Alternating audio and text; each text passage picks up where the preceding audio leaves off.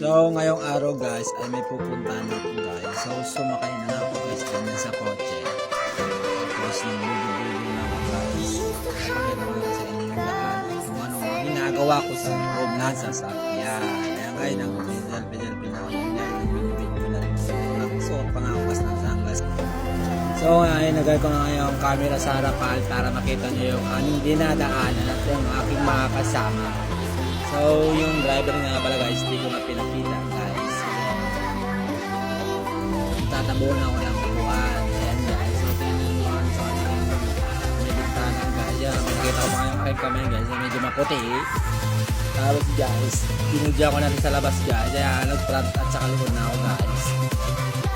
So, para makita nyo yung aking pagmumukha. Ayan. So, hindi naman ako mapakalinan guys. So, medyo malala yung aming babiyahin guys.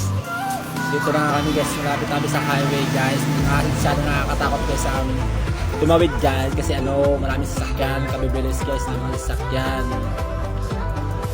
At mahirap buwid guys kasi palusong yan guys. Ayan na. So nakatawid na kami guys, mag-u-turn na kami sa kabila.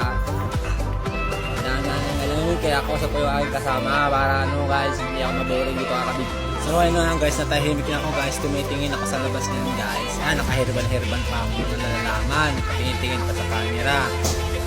Ayan guys, akala mo mayroong sinisilip pahawak-hawak pa sa may baba, hinawakan pa yung salamin, hinawakan pa yung ilong ko, mo yung ilong ko guys. Ayan guys, umalis na nga kami, umanda na ulit yung kotse guys, nag-u-turn na kami.